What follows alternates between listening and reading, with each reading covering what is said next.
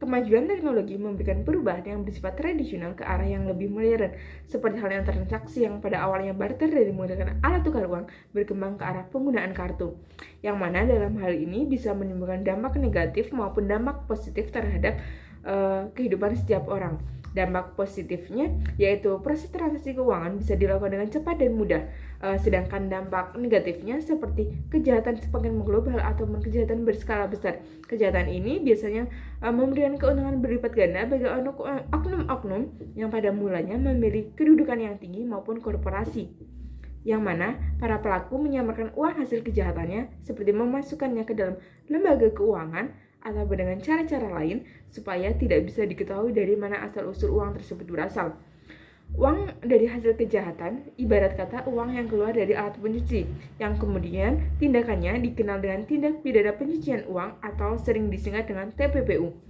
TPPU merupakan suatu kejahatan yang dilakukan oleh oknum-oknum yang menimbulkan korban, merugikan keuangan negara, dan bisa merusak kestabilan perekonomian negara, berdampak buruk pada pertumbuhan dan menghambat sektor pemerintahan. TPPU digunakan para pelaku sebagai sarana untuk mengubah hasil kejahatan dan berupaya untuk menghilangkan jejak. Dalam melakukannya, para pelaku melakukan berbagai proses yang tahapannya berupa. Yang pertama yaitu placement. Pada tahap ini, pelaku mendapatkan uang hasil kejahatan ke dalam lembaga keuangan yang sering dilakukan dengan bentuk setoran tunai, sebagai upaya untuk menempatkan uang tunai tersebut yang berasal dari tindak pidana ke dalam sistem keuangan, atau upaya menempatkan uang giral kembali ke sistem keuangan terutama perbankan. Yang kedua yaitu layering. Pada tahap ini biasanya menimbulkan pengiriman uang melalui berbagai transaksi keuangan untuk mengubah wujudnya dan membuatnya sulit untuk diketahui dan diikuti asal-usulnya. Dalam tahapan ini biasanya melalui transfer dari bank yang satu ke bank lain. Transfer antara akun yang berbeda dengan nama yang berbeda membuat simpanan dan penarikan uang secara terus-menerus dan mengubah jumlah uang di dalam akun tersebut, mengubah mata uangnya maupun membelanjakannya ke dalam bentuk lain-lain. Yang terakhir yaitu integration. Pada tahap ini merupakan tahap penggabungan dan menyatakan kembali uang-uang tersebut setelah melalui tahapan placement dan tahapan layering. Selanjutnya uang tersebut diberikan dalam berbagai kegiatan-kegiatan legal. Dengan cara ini agar tampak aktivitas yang dilakukannya tidak berkaitan dengan kegiatan-kegiatan ilegal sebelumnya, dan dalam tahap inilah kemudian uang tersebut tercuci. Sampai tahap ini uang masuk kembali ke perekonomian arus utama dalam bentuk yang tampak sah. Tampaknya berasal dari transaksi legal, padahal berasal dari transaksi ilegal, dan biasanya dipergunakan kembali untuk kembali kejahatan-kejahatan yang serupa. Kejahatan pencucian uang yang dilakukan oleh para pelaku aliran dana hasil kejahatannya biasanya bergulir dari suatu bank yang satu ke bank yang lain, bagaikan air yang mengalir dalam pipa yang tertanam di dalam tanah, dan hanya diketahui oleh orang-orang tertentu saja. Dalam hal ini terdapat berbagai kasus yang terjadi, salah satunya di Indonesia, yaitu pada proyek pembangunan jalan di Maluku yang melibatkan para pejabat diidentifikasikan terjerat TPPU. Kronologi kasusnya yaitu KPK menetapkan tersangka Amran H. Mustari sebagai Kepala BPJN Nasional 9 Maluku dan Maluku Utara yang diduga terlibat dalam kasus dugaan suap anggota DPR berkaitan dengan proyek pembangunan jalan di Maluku dan Maluku Utara di bawah Kementerian PUPR. Amran diduga telah menerima uang lebih dari 15 miliar dari para pengusaha melalui Direktur Utama PT Wudu Tunggal Utama, yaitu Abdul Khair. Amran juga diduga memberikan uang suap kepada sejumlah pejabat di Kementerian PUPR.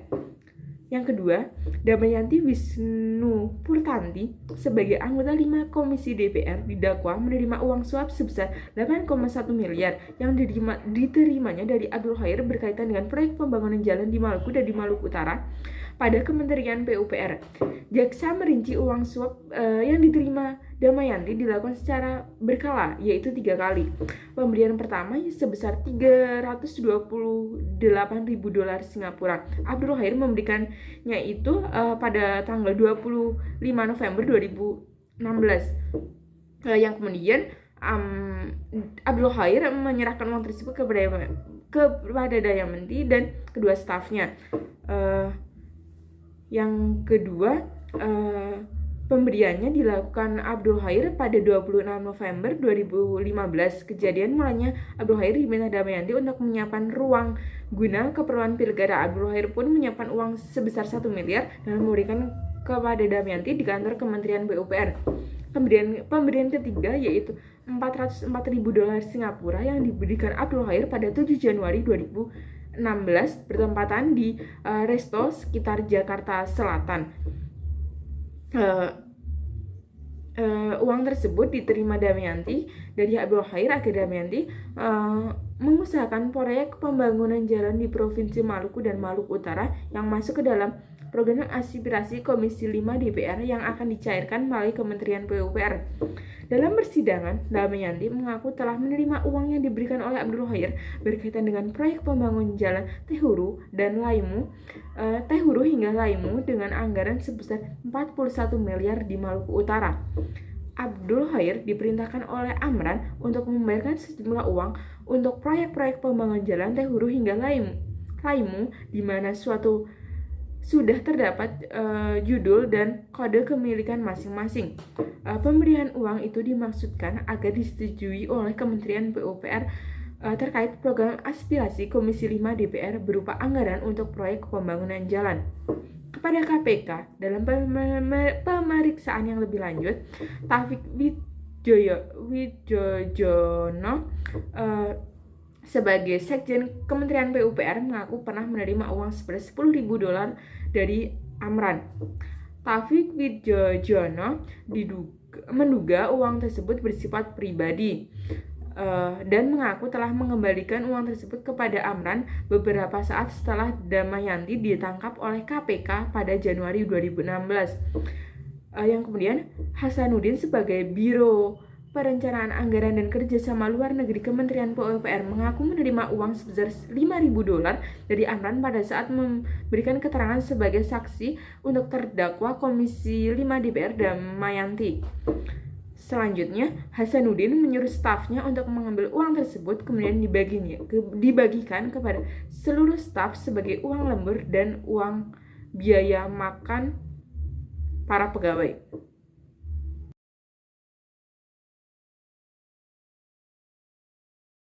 Tindak pidana pencucian uang secara historis tidak bisa terlepas pada peristiwa di tahun 1920-an di Amerika Serikat. Yang waktu itu terdapat sebuah tindakan pencucian uang hitam yang bersumber dari kejahatan lewat usaha binatu atau laundry. Di mana kala itu, Al Capone seorang mafia dan gangster sebagai pelopor dari tindakan itu.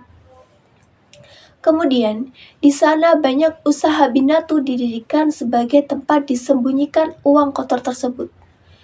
Maka sejak itu kegiatan menyembunyikan atau menyamarkan asal mula uang dari hasil tindak kejahatan disebut sebagai money laundry.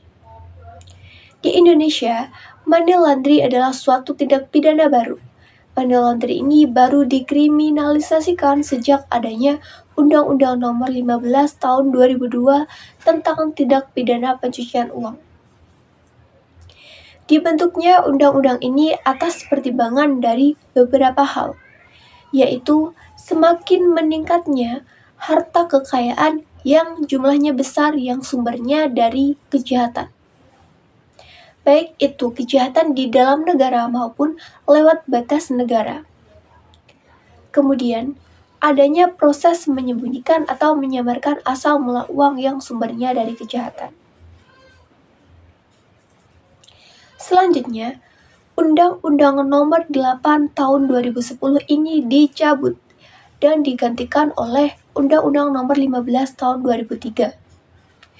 Dibentuknya undang-undang ini disebabkan karena perlunya disesuaikannya undang-undang dengan perkembangan penegakan hukum. Kemudian, pencucian uang ini tidak hanya membahayakan integritas sistem keuangan dan stabilitas perekonomian, namun juga dapat terancamnya sendi kehidupan masyarakat. Selanjutnya, juga atas pertimbangan bila dicegahnya serta diberantasnya money laundry ini membutuhkan landasan hukum yang kuat guna terjaminnya kepastian hukum, efektivitas ditegakkannya hukum, dan juga penelusuran serta pengembalian harta kekayaan. Money laundering atau biasa disebut dengan tindak pidana pencucian uang adalah suatu kejahatan yang kejahatannya di mana bisa disebut sebagai kejahatan ganda. Dikatakan sebagai kejahatan ganda karena pencucian uang ini merupakan kejahatan lanjutan dari kejahatan utama, yaitu apabila seseorang melakukan suatu kejahatan yang mendapatkan uang, maka selanjutnya uang itu dilanjutkan untuk proses pencucian. Kejahatan utama yang dimaksud berkaitan dalam kasus ini adalah penyuapan. Seperti yang disebutkan dalam Pasal 2 Ayat 1 huruf B Undang-Undang Nomor 8 Tahun 2010 tentang Pencegahan dan Pemberantasan Tindak Pidana Pencucian Uang, bahwa hasil tindak pidana merupakan harta kekayaan yang salah satunya dihasilkan dari penyuapan. Berdasarkan pasal itu disebutkan bahwa asal tindak pidana itu antara lain korupsi, penyuapan, narkotika, psikotropika, penyelundupan tenaga kerja, penyelundupan migran, di bidang perbankan, di bidang pasar modal, di bidang perasuransian, kepabeanan, cukai, perdagangan orang, perdagangan senjata gelap, terorisme, penculikan, pencurian, penggelapan, penipuan, pemalsuan uang, perjudian, prostitusi, di bidang perpajakan, di bidang kehutanan, di bidang lingkungan hidup, di bidang kelautan dan perikanan, tindak pidana lain di mana tindak pidana itu diancam pidana penjara 4 tahun atau lebih yang dilakukan di dalam atau di luar wilayah Indonesia, serta tindak pidana tersebut juga merupakan tindak pidana menurut hukum di Indonesia. Dalam kasus suap pada pembangunan jalan di Maluku ini, dapat diidentifikasi bahwa setidaknya terdapat 3 Menteri PUPR yang terjerat dalam tindakan TPPU ini. Ketiga pejabat itu antara lain Amran H. Mustari sebagai Kepala BPJN Wilayah IX, Taufik Wijojono sebagai Sekretaris Jenderal PUPR, dan Hasanuddin sebagai Kepala Biro PAKLN. Selanjutnya, terdapat beberapa unsur yang menjadi dugaan adanya pencucian uang, di antaranya berdasarkan Pasal 3 Undang-Undang Nomor 8 Tahun 2010, diketahui bahwa setiap orang yang menempatkan, mentransfer, mengalihkan, membelanjakan, membayarkan, menghibahkan, menitipkan, membawa ke luar negeri, mengubah bentuk, menukarkan dengan mata uang atau surat berharga, atau perbuatan lain atas harta kekayaan yang diketahuinya atau patut diduganya merupakan hasil tindak pidana, sebagaimana dimaksud dalam Pasal 2 Ayat 1, dengan tujuan menyembunyikan atau menyamarkan asal-usul harta kekayaan, dipidana karena tindak pidana pencucian uang dengan pidana penjara paling lama 20 tahun dan denda paling banyak 10 miliar rupiah. Maka, berdasarkan pasal tersebut, dirumuskan unsur dari tindakan TPPU sebagai berikut. Yang pertama, kasus TPPU oleh Amran H. Mustari. Yang pertama, unsur setiap orang, yaitu Amran H. Mustari. Kemudian unsur perbuatan menghibahkan, yaitu diberikannya sejumlah $10 Amerika Serikat dari Amran kepada Taufik Wijojono dan $5.000 Amerika Serikat kepada Hasanuddin. Selanjutnya, unsur yang diketahuinya atau patut diduga, yaitu Amran H. Mustari tahu bila uang yang diberikan sebagai hibah tersebut sumbernya dari kejahatan, di mana kejahatan ini merupakan kejahatan korupsi atau penyuapan. Kemudian, unsur merupakan hasil tindak pidana, yaitu sejumlah uang $10.000 Amerika Serikat serta $5.000 Amerika Serikat adalah hasil korupsi Amran Hamusari atau hasil penyuapan Abdul Khair kepada Amran Hamusari guna memperoleh proyek.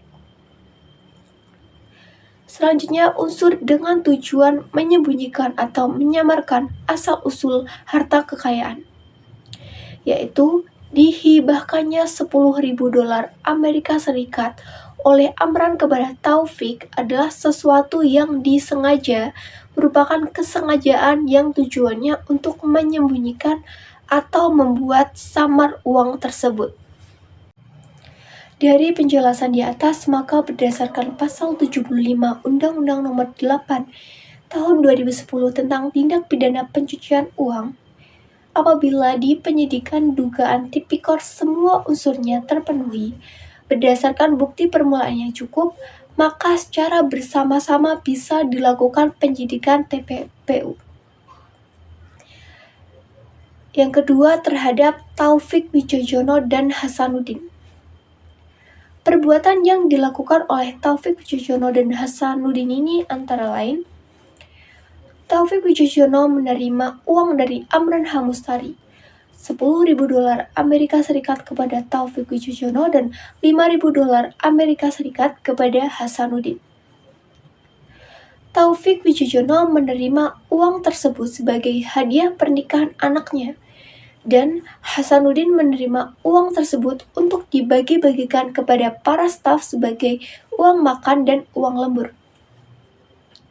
Unsur TPPU perbuatan Taufik Wijojono sebagai sekjen dan Hasanuddin sebagai kepala biro PAKLN berdasarkan rumusan pasal 5 ayat 1, yaitu setiap orang yang menerima atau menguasai penempatan, pentransferan, pembayaran, hibah, sumbangan, penitipan, penukaran, atau menggunakan harta kekayaan yang diketahuinya atau patut diduganya merupakan hasil tindak pidana sebagaimana dimaksud dalam Pasal 2 ayat 1, dipidana dengan penjara paling lama 5 tahun dan denda paling banyak $1 miliar.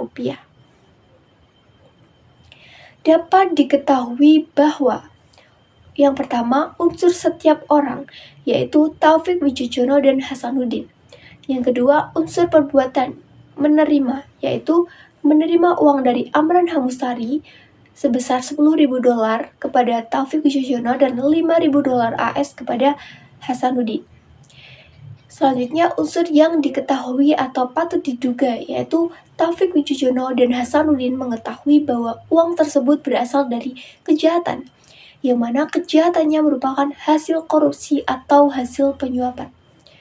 Selanjutnya, unsur merupakan hasil tindak pidana, yaitu uang sebesar $10.000 Amerika Serikat dan $5.000 Amerika Serikat merupakan hasil korupsi Amran Hamusari di unit kerjanya atau hasil penyuapan Abdul Khair kepada Amran Hamusari agar mendapatkan proyek.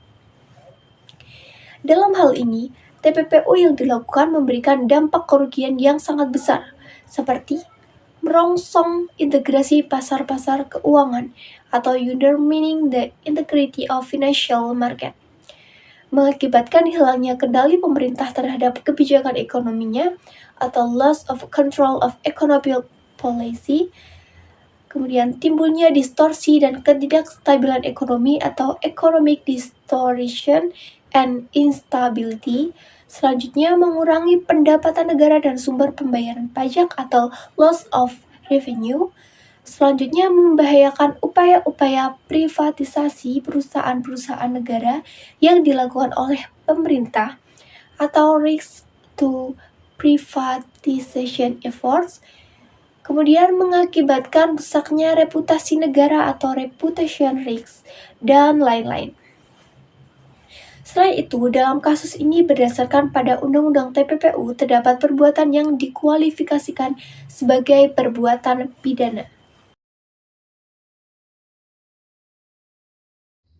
Kesimpulannya, dapat diketahui bahwa kasusnya melibatkan pejabat pemerintahan yang terjerat TPPU atau tindak pidana pencucian uang, yaitu dengan perbuatannya berupa menghibahkan sejumlah uang yang mana sejumlah uang tersebut merupakan hasil dari tindak pidana guna untuk menyembunyikan asal-usul uang tersebut. Selain itu, dalam kasus ini memberikan dampak kerugian yang sangat besar bagi pemerintah dan negara, serta mengakibatkan rusaknya reputasi negara di mata dunia internasional. Untuk sarannya, penting bagi pejabat negara untuk memastikan bahwa mereka telah mematuhi semua hukum dan regulasi yang berlaku, termasuk undang-undang TPPU, untuk mempertahankan kepercayaan dan integritas mereka dan pemerintah sebagai contoh bagi masyarakat. Kemudian, penting juga untuk mewaspadai terkait adanya cara-cara atau modus-modus pelaku tindak pidana, khususnya bagi pejabat negara dalam TPPU. Hal-hal yang harus diwaspadai agar tidak terlibat dalam kasus TPPU adalah tidak menerima uang yang jumlahnya besar, tidak wajar, hibah, dan orang yang tidak dikenal dan jumlahnya tidak wajar. Menerima sumbangan yang jumlahnya besar ataupun dijadikan sebagai penitipan uang ataupun barang berharga lainnya.